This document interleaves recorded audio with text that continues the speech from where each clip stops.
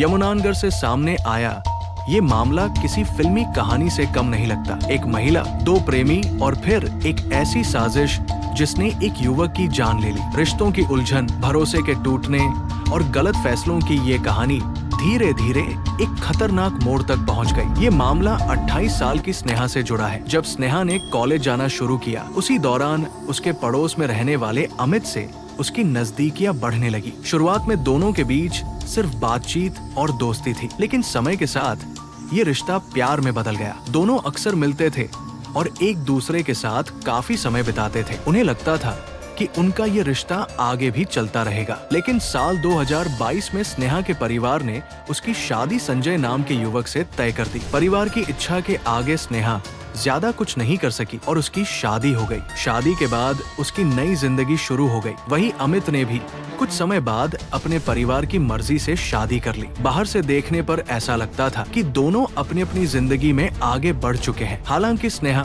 और अमित के बीच संपर्क पूरी तरह खत्म नहीं हुआ था। समय बीतने के साथ स्नेहा और उसके पति के बीच मनमुटाव बढ़ने लगा। घर में झगड़े होने लगे और आखिरकार स्नेहा अपने पति का घर छोड़कर मायके में रहने लगी। यहीं से कहानी में एक नया मोड़ आया। मायके में रहने के दौरान स्नेहा की मुलाकात यमुनानगर के ही रहने वाले राजीव से हुई। धीरे धीरे दोनों के बीच बातचीत शुरू हुई और ये रिश्ता धीरे धीरे प्यार में बदल गया। राजीव इस रिश्ते को लेकर काफी गंभीर था। वो अक्सर स्नेहा से मिलने जाता, उसे गिफ्ट देता और उसके साथ ज्यादा से ज्यादा समय बिताने की कोशिश करता था। उसने अपने सीने पर स्नेहा का नाम भी लिखवा लिया था। लेकिन स्नेहा की जिंदगी में अमित पहले से मौजूद था। इस तरह वो दोनों से अलग अलग समय पर बात करती और उनसे मिलती भी थी। कुछ समय तक ये सिलसिला चलता रहा, लेकिन एक दिन अमित को शक हुआ कि स्नेहा किसी और से भी मिल रही है।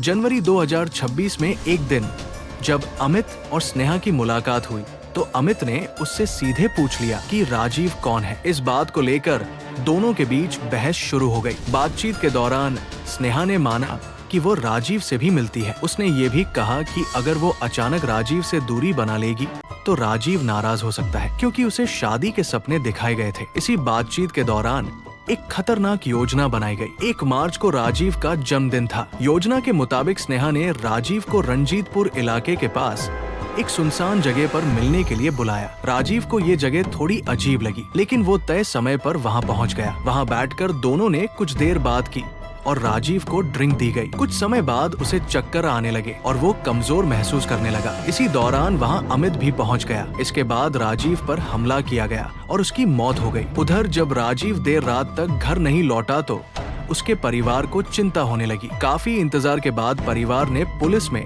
उसकी गुमशुदगी की शिकायत दर्ज करवाई। पुलिस ने जांच शुरू की और राजीव की आखिरी लोकेशन ट्रैक की। लोकेशन रंजीतपुर के खेतों के आसपास की मिली। जब पुलिस वहां पहुंची तो उन्हें खेतों में राजीव का शव मिला। इसके बाद पुलिस ने जांच का दायरा बढ़ाया और राजीव के मोबाइल की कॉल डिटेल रिकॉर्ड की जांच की। जांच में सामने आया कि राजीव और स्नेहा के बीच लगातार बातचीत होती थी। इसके बाद पुलिस की टीम स्नेहा के घर पहुंची और उससे पूछताछ शुरू की। शुरुआत में स्नेहा ने खुद को राजीव का सिर्फ दोस्त बताया, लेकिन जब पुलिस ने कॉल रिकॉर्ड और अन्य जानकारी सामने रखी तो उसके जवाब बदलने लगे। बार बार बयान बदलने से पुलिस को शक हुआ कि वो कुछ छुपा रही है। इसके बाद उसे थाने ले जाकर विस्तार से पूछताछ की गई। पूछताछ के दौरान स्नेहा ने अमित का नाम बताया। इसके बाद पुलिस ने दोनों को हिरासत में ले लिया और मामले की आगे की जांच शुरू कर दी। ये मामला एक बार फिर दिखाता है कि जब रिश्तों में भरोसा टूट जाता है